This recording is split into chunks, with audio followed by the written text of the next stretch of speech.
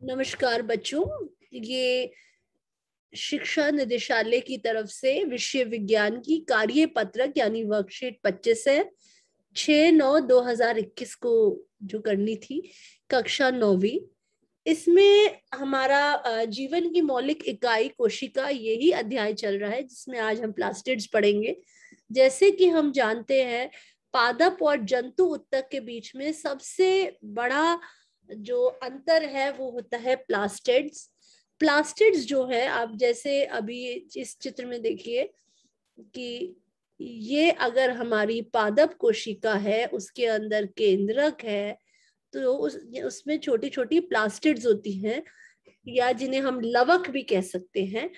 तो ये सिर्फ पादप कोशिका में ही पाई जाती है, ना कि जंतु कोशिका। प्लास्टिड दो प्रकार की होती हैं, एक ल्यूकोप्लास्ट और एक क्रोमोप्लास्ट। या कुछ बुक्स में ऐसा भी कहा जाता है कि प्लास्टिक्स 3 प्रकार की हैं, ल्यूकोप्लास्ट, क्रोमोप्लास्ट और क्लोरोप्लास्ट। तो अलग अलग किताब में अलग अलग बताया गया है। मेन इन दोनों में यही अंतर है, ल्यूकोप्लास्ट जो है वो श्वेत तथा रंगीन है, सफेद है, उनमें कोई रंग नहीं है। इसके अंदर जो भी पौधों का जो भी खाद्य पदार्थ है जिसे जमा करना है, जैसे प्रोटीन, स्टार्च और तेल का भंडारण करता है। क्या किसका भंडारण होता है? प्रोटीन, स्टार्च और तेल। इसके विपरीत फूलों के रंग, जैसे पीला, नारंगी, लाल, या पत्तियां भी अलग अलग कभी कभी रंग की आती हैं, ये सब किस प्लास्टिड की वजह से होता है? क्रोमोप्लास्ट। इनमें एक ऐसे अलग अलग रंग के वर्णक, वर्णक एक तरह का पिगमेंट या केमिकल होता है जो अलग अलग रंग का, जो फूलों का रंग आता है। फूलों की पंखुड़ियां अलग अलग रंग की, जैसे गुलाब की लाल है, वायला की ब्लू है, पर्पल है। तो ये अलग अलग रंग इस वर्णक की वजह से होता है, जो फूलों और फलों को विभिन्न रंग प्रदान करते हैं, यानी फल भी अलग अलग रंग के जो आते हैं। अच्छा, अगर क्रोमोप्लास्ट में हरे रंग का वर्णक क्लोरोफिल होता है, तो उस क्रोमोप्लास्ट को क्लोरोप्लास्ट कहा जाता है। इसी की वजह से पत्तियां या पेड़ों का हरा रंग होता है, जो कि उसमें, क्योंकि क्लोरोप्लास्ट एक कोशिकांग है और उसमें वर्णक केमिकल कौन सा है? क्लोरोफिल। ये बहुत जरूरी है पौधों के लिए, क्योंकि इसका काफी जरूरी काम है प्रकाश संश्लेषण। प्रकाश संश्लेषण वो प्रक्रिया है जिसके द्वारा पौधे अपना खाना खुद बनाते हैं। और किसकी रोशनी से बनाते हैं? धूप की रोशनी से ये लोग अपना खाना खुद बनाते हैं। तो आप देखेंगे प्रकाश। अब हम लोग सबसे पहले प्लास्टिड देखें कि प्लास्टिड दिखने में कैसी लगती है। इसकी दोहरी परत है, एक बाहरी झिल्ली, और ये एक प्लास्टिड है। ये देखिए, ये कोशिका है और कोशिका में एक प्लास्टिड। प्लास्टिड क्या हमने यहाँ बड़ा करके दिखाया है। इसकी 2 परत होती हैं, बाहरी झिल्ली और भीतरी झिल्ली। अंदर बहुत सारी खाली जगह है जिसे कहा जाता है स्ट्रोमा। और स्ट्रोमा में जैसे सिक्के रखे होते हैं, एक के ऊपर एक सिक्के का ढेर, इस तरीके से आप देखोगे ये रखे हुए हैं। और इस एक को बोलते हैं थाइलोकॉइड, इसको बोला जाता है थाइलोकॉइड। तो थाइलोक्लॉइड एक सिक्के के जैसे झिल्ली वाली परतें होती हैं, जिन्हें एक के ऊपर एक रखा जाता है। और इन थाइलोकॉइड के अंदर ही आपका वर्णक होता है क्लोरोफिल। जो क्लोरोफिल वर्णक है, जिसकी वजह से प्रकाश संश्लेषण होता है, ये क्लोरोफिल वर्णक पाया जाता है इन थाइलोक्लॉइड के अंदर। तो एक तो ये हुआ। दूसरी बहुत जरूरी बात ये भी जानिए कि माइटोकॉन्ड्रिया की तरह प्लास्टिड में भी अपना डीएनए तथा राइबोसोम होता है। तो वो कौन से 2 कोशिकांग हैं जिसका अपना डीएनए तथा राइबोसोम है? एक माइटोकॉन्ड्रिया और दूसरा प्लास्टिड। इसको आपको हमेशा याद रखना होगा। अब अगला देखिए कि प्रकाश संश्लेषण है क्या। प्रकाश संश्लेषण एक ऐसा तरीका है जिससे पौधे अपने आप बहुत आसान चीजों से अपना खाना खुद बनाते हैं। पौधों के अंदर ऐसा क्या है? पौधों के अंदर एक कोशिकांग है क्लोरोप्लास्ट, जो अभी हमने पढ़ा, और उस क्लोरोप्लास्ट में क्लोरोफिल वर्णक या क्लोरोफिल केमिकल है। इसे हम केमिकल भी बोल सकते हैं या क्लोरोफिल वर्णक। और प्रकाश संश्लेषण को इंग्लिश में बोलते हैं फोटोसिंथेसिस। तो इन क्लोरोप्लास्ट के अंदर होता है फोटोसिंथेसिस। ये इंग्लिश वाले बच्चे भी देख सकते हैं।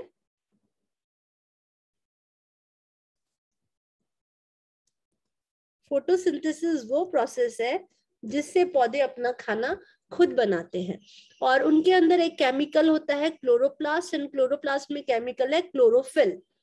इसके अलावा फोटोसिंथेसिस या प्रकाश संश्लेषण के लिए और क्या जरूरी चीजें हैं, देखिए आप ये समीकरण देखिए, कार्बन डाइऑक्साइड गैस की जरूरत होती है, पानी की जरूरत होती है, प्रकाश की जरूरत है, और क्लोरोफिल। ये चार चीजें अगर पौधों के पास मिल रही हैं तो वो अपना खाना बनाएगा, उसे कहेंगे प्रकाश संश्लेषण।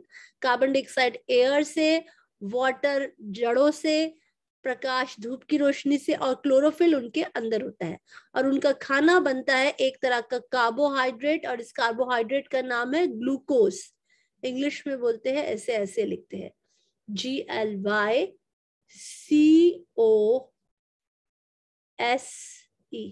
तो ग्लूकोज बनता है, उस प्रोसेस में ऑक्सीजन और वाटर भी बाहर निकलता है। तो आप देखिए इसके क्वेश्चन आंसर्स।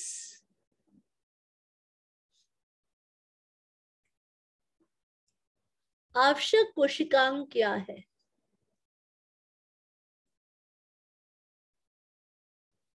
देखिए आवश्यक कोशिकांग प्रकाश संश्लेषण के लिए है क्लोरोप्लास्ट।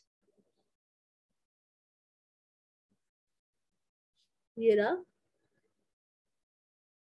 दिस इज फर्स्ट का आंसर है क्लोरोप्लास्ट। प्लास्टिड के विभिन्न प्रकार, प्लास्टिड के आप लोग 3 प्रकार ही लिखेंगे इस वर्कशीट में, तीनों मैंने बता दिए हैं।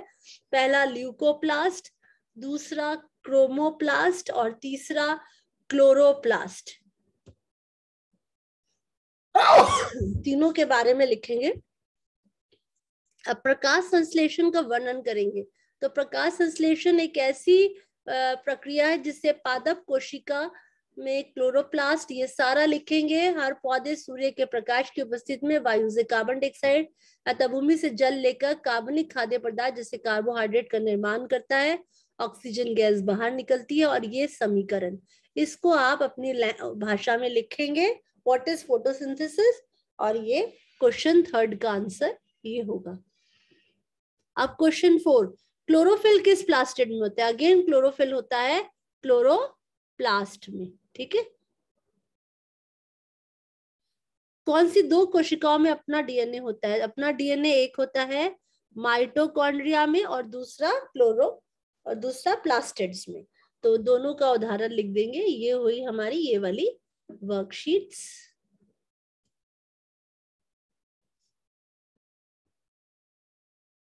नमस्कार बच्चों, शिक्षा निदेशालय राष्ट्रीय राजधानी क्षेत्र दिल्ली से कार्य पत्रक 26 है, विषय है विज्ञान, कक्षा है 9वीं।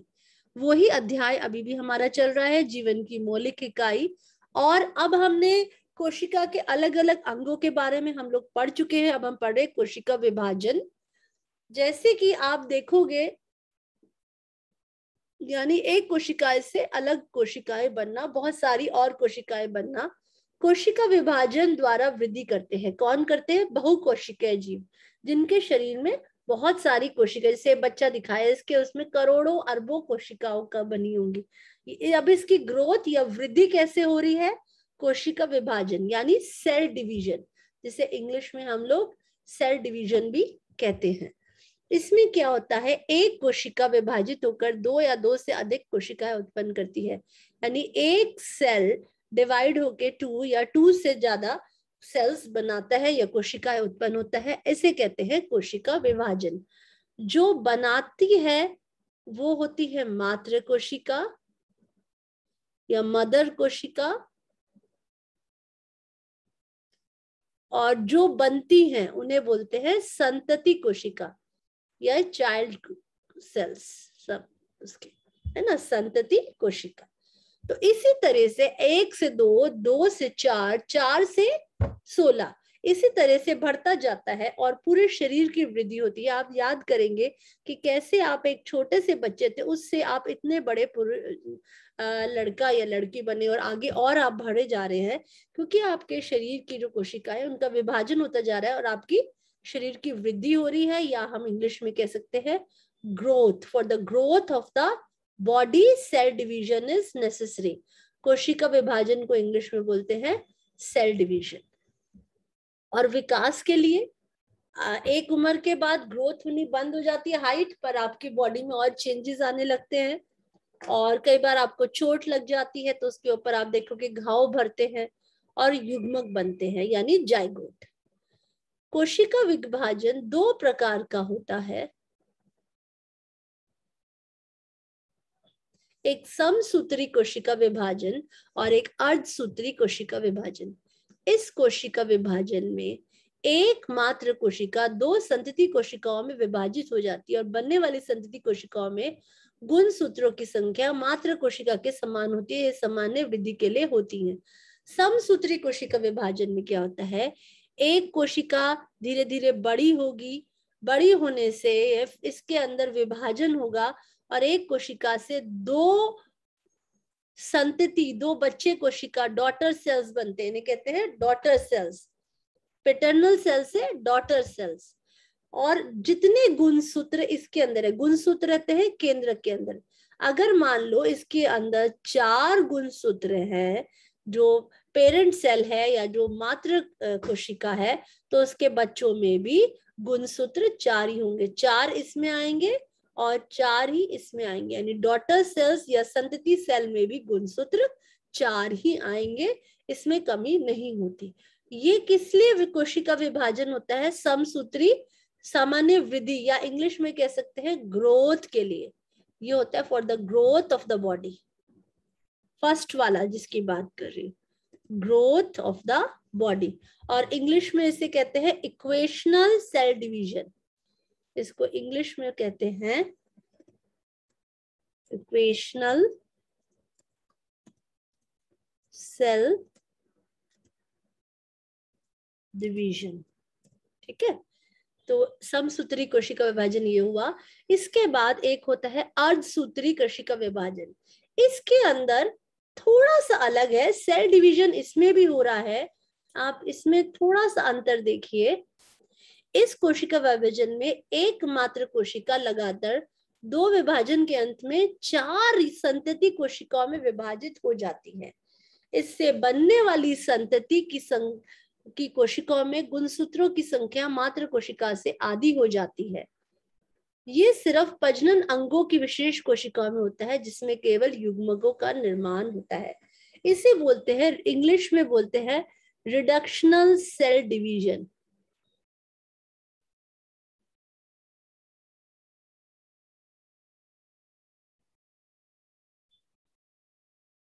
इसको इंग्लिश में बोलते हैं रिडक्शन, यानी एक कोशिका एक बार डिवाइड हुई, 2 बनाए, उसके बाद फिर वो 2 कोशिका फिर 4 बनाई, तो 1 से 4 सेल बनते हैं।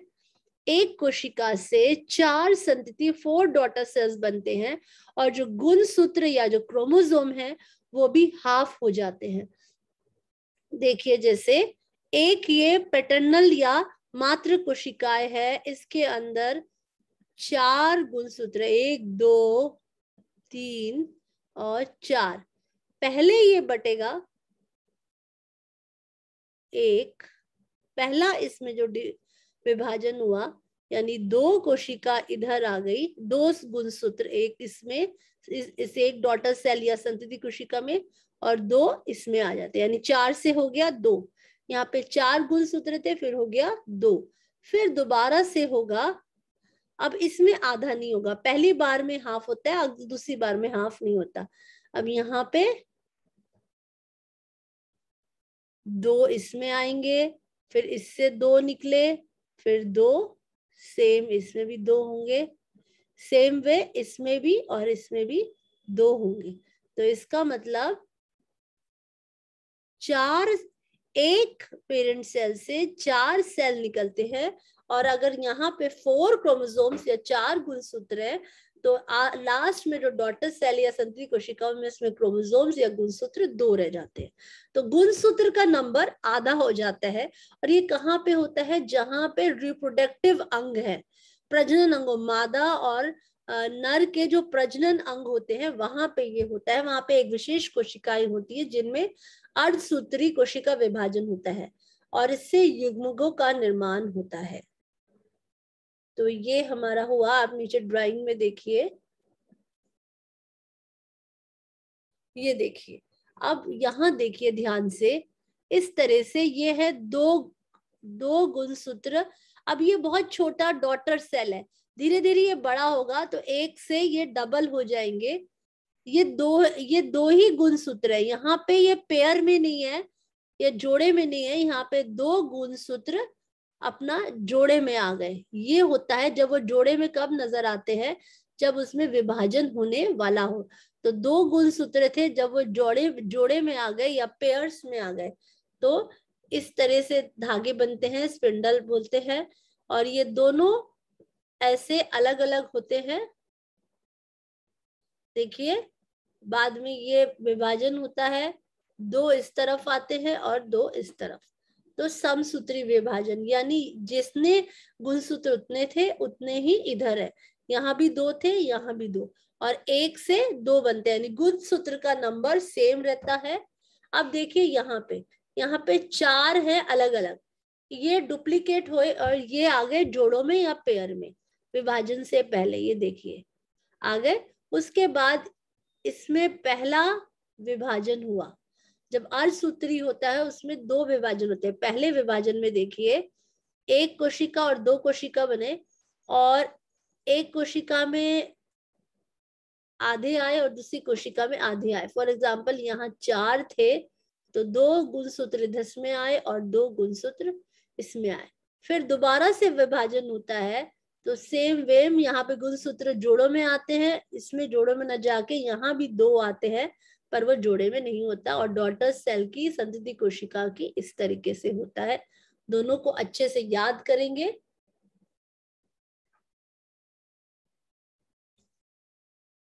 कोशिका विभाजन का जीवों में क्या महत्व है, अब इसके तीनों पॉइंट्स लिख देंगे, यहाँ वर्कशीट्स में दिया हुआ है। महत्व, विभाजन द्वारा ही जीवों के शरीर की वृद्धि और विकास होता है, फलस्वरूप घाव भरते हैं और युग्मक बनता है। तो ये पूरा का पूरा पॉइंट आप लोग लिख देंगे।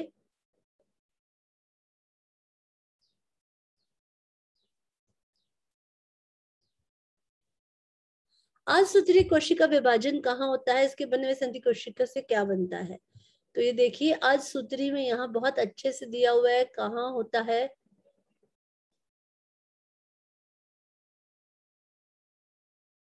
ये कोशिका विभाजन केवल प्रजनन अंगों की विशेष कोशिकाओं में होता है और इससे क्या बनता है, युग्मकों का निर्माण, यानी स्पर्म या ओवा, ये कहलाते हैं युग्मक, युग्मकों का निर्माण होता है। इतना लिख देंगे।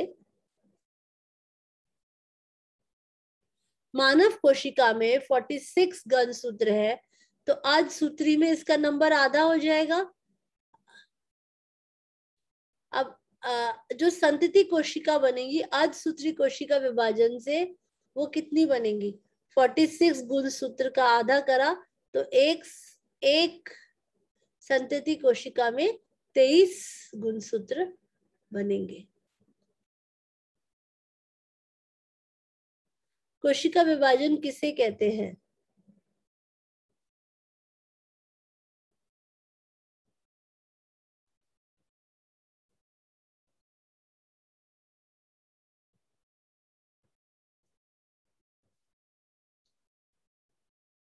ये देखिए जब जब एक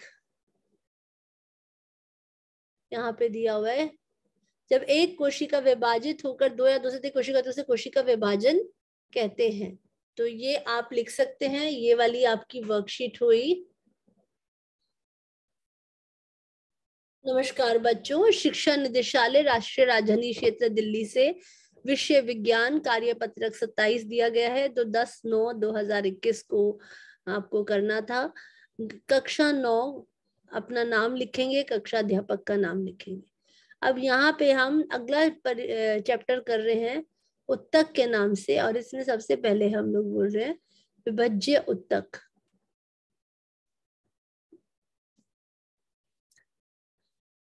अब उत्तक, हमने अब नया चैप्टर स्टार्ट हो गया है, हमने 5th चैप्टर कर लिया है, अब हम उत्तक कर रहे हैं। हमने यहाँ तक पढ़ा कि जंतु तथा पादप दोनों ही बहु उत्तक क्या है, असलियत में कोशिकाओं का समूह, जैसे कि हमने क्लास में पढ़ा है।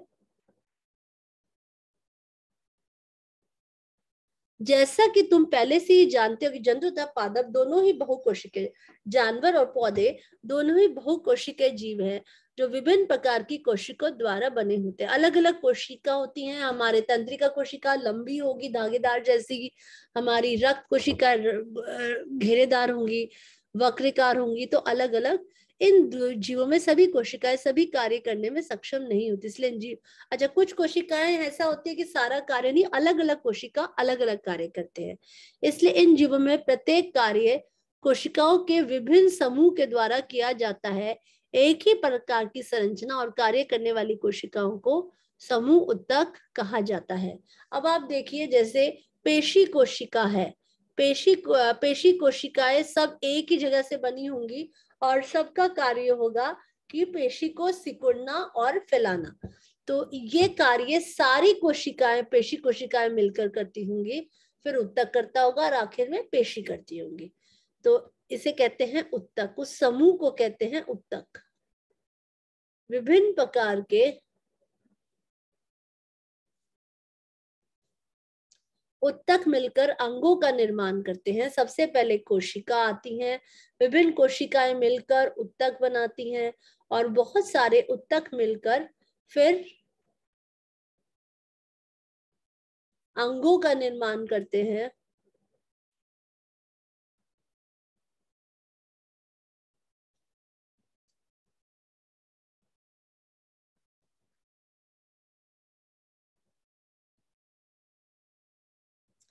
देखिए, अब मनुष्य और पादप के उत्तकों में भी अंतर होता है। अब ये अंतर को जरा समझने के लिए देखें। जंतु उत्तकों का अधिकांश भाग जीवित होता है, पौधे स्थिर होते हैं, इन्हें ऊर्जा की आवश्यकता भी अधिक होती है। जंतुओं को इनकी कोशिकाओं की वृद्धि भी एक समान, कोशिका हर की वृद्धि भी समान है, ये नहीं कि कहीं से बहुत लंबी हो रही है और कहीं पे बिल्कुल ही वृद्धि होना बंद हो गया। इन सबको ऊर्जा की आवश्यकता भी ज्यादा होती है जंतु को, कि इनको दौड़ धूप ज्यादा होती है। पौधों को तो ज्यादा दौड़ना नहीं है, ज्यादातर भाग इनका जीवित होता है। अच्छा, अब उसके विपरीत पौधों का क्या स्वभाव है, वो है स्थिर, एक जगह रहते हैं। इनके अधिकांश उत्तक सहारा देने वाले होते हैं, उत्तक अधिकतर मृत होते हैं, इसलिए पौधों में वृद्धि भी कुछ ही क्षेत्रों तक सीमित रहती है। इन्हें ऊर्जा की आवश्यकता भी कम है। पौधों में कुछ उत्तक जीवन भर विभाजित होते रहते हैं। ठीक है, अधिकांश उत्तक सहारा देने वाले होते हैं, एक दूसरे को ज्यादातर सहारा देते हैं या मृत होते हैं। सहारा देंगे, जो बीच में उसकी खाली जगह को भरते हैं, मृत होते हैं। तो पौधों में वृद्धि भी कुछ ही क्षेत्रों तक सीमित रह पाती, जैसे छाल है पेड़ों की, तो आगे वृद्धि होना बंद हो जाता है, वो है मृत। तो इस तरह से उत्तकों को विभज्य उत्तक या मेरिस्टेमेटिक टिश्यू या, अब पादपक उत्तक के भी आगे दो भाग होते हैं, या तो उन्हें विभज्य उत्तक या मेरिस्टेमेटिक टिश्यू कहते हैं, या स्थायी उत्तक या परमानेंट टिश्यू कहते हैं। जो पौधों के उत्तक हैं वो हमेशा जीवन भर विभाजित होते हैं और इन्हें ज्यादा ऊर्जा की भी आवश्यकता नहीं है। विभज्य उत्तक वो होता है उसके जो कोशिकाएं हैं उनमें लगातार वृद्धि होती रहती है। स्थायी उत्तक में वृद्धि होना या विभाजन होना रुक जाता है। तो अब आगे हम लोग पढ़ते हैं। अब विभज्य उत्तक क्या है? पौधों की वृद्धि कुछ निश्चित भागों से ही होती है। ऐसे विभाजित होने वाले उत्तकों के कारण होते हैं। इस प्रकार के उत्तकों को विभज्य उत्तक कहते हैं। ये 3 प्रकार, निश्चित भागों में ही पौधे की वृद्धि होती है, ये नहीं कि सारे हिस्से उसके फैलने लग जाएं। और जहां पे वो विभाजित वृद्धि होती है वहां पे एक ऐसे उत्तक होते हैं जिन्हें कहते हैं विभाजित, जो आगे जिसमें जो एक सेल से 2 सेल, 2 से 4 बनते हैं। ये 3 प्रकार के होते हैं, शीर्षस्थ, अंतवृष्ट और पार्श्व। ये जो जड़ों और तनों के बिल्कुल शीर्ष भाग में है, टॉप पे है, उन्हें शीर्षस्थ विभज्य उत्तक कहते हैं। इससे पौधों की लंबाई यानी हाइट बढ़ती है। इन्हें विभज्य उत्तक या मैरिस्मेटिक टिश्यूज, और इनसे पौधों की हाइट बढ़ती है। अंतवृष्ट, अंतवृष्ट विभज्य उत्तक ये टहनियों के पर्व यानी टहनियों के किनारों पे यहाँ पाए जाते हैं। ये देखिए, या आधार के पर्व पे पाए जाते हैं और दोनों ओर उपस्थित होते हैं। अब पार्श्व विभजक, अगर ये तने की पेरिफेरी है या परिधि है, चारों तरफ ये तना है और इसमें होते हैं, ये विभज्य उत्तक के कारण होती है। और उसके बाद परिधि बढ़ जाती है, ऐसे धीरे धीरे हर साल परिधि बढ़ती जाती है। और किस वजह से हो रही है? पार्श्व विभज्य उत्तक। तो आप इस चित्र में इन तीनों उत्तकों को अच्छे से देख पाएंगे। ऊपर में शीर्षस्थ है जो लंबाई बढ़ा रहा है, अंतवृष्ट विभज्य उत्तक टहनियां और पत्तियों के पर्व में है, और पार्श्व विभज्य उत्तक अगर पेड़ को काट देंगे तो सामने ऐसे दो लाइंस नजर आएंगी, ये असलियत में है पार्श्व विभज्य उत्तक।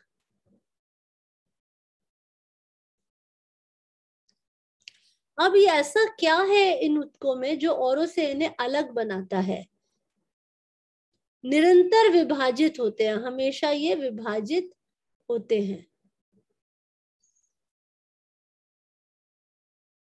इनके पास बहुत अधिक कोशिका द्रव्य, पतली कोशिका भित्ति और स्पष्ट केंद्रक होते हैं। अच्छा, कोशिकाएं जो है निरंतर विकास होती रहती हैं, इनकी कोशिका द्रव्य अच्छा खूब सारा है, कोशिका भित्ति जो है पतली है ताकि इनमें आगे ग्रोथ हो सके, और क्लियर केंद्रक है, यानी केंद्रक बिल्कुल साफ बीच में है। ये जो कोशिका भित्ति है, ये देखो, ये तो प्लाज्मा झिल्ली, और जो कोशिका भित्ति है ये भी मोटी है थोड़ी,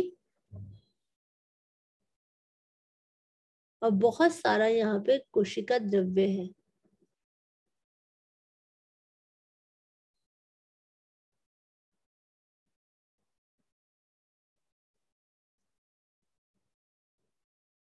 अब यहाँ पे कुछ क्वेश्चन है।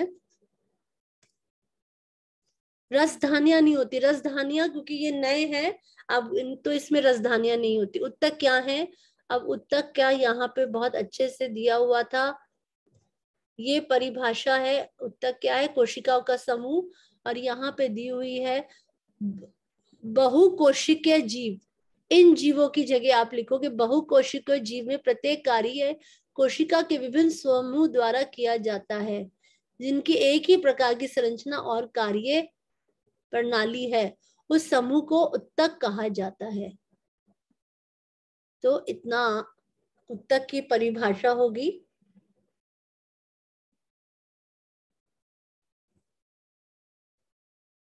अब देखिए, पादप जंतु उत्तकों में कोई अंतर लिखिए। तो इनमें से कोई भी दो अंतर आप लिख सकते हैं।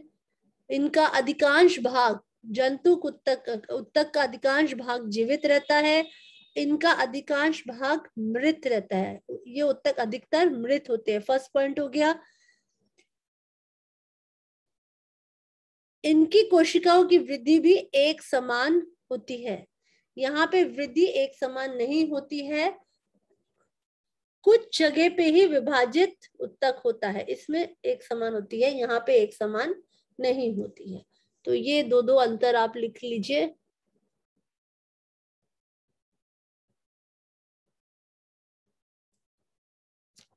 विभज्य उत्तकों के प्रकार तथा पौधों में उनकी स्थिति। तो ये वाला ड्राइंग प्रश्न 3 का उत्तर देखिए। ये वाला चित्र पेपर में बहुत ज्यादा आता है, ये चित्र बना लेंगे। और इसके प्रकार, पौधों की वृद्धि कुछ निश्चित भागों से, क्योंकि विभज्य उत्तक हर जगह नहीं होते, ये 3 प्रकार के होते हैं, पहला, दूसरा और तीसरा। तो इन तीनों के बारे में हमें लिखना है और ये ड्राइंग भी बनानी है जो ये साथ में दी हुई है। विभज्य उत्तकों के कोई 2 गुण बताएं। तो 2 गुण, इनमें से कोई भी 2 गुण आप बता दीजिए।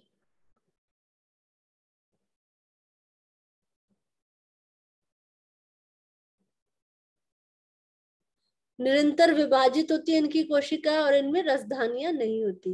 ये दोनों गुण बहुत आसान है।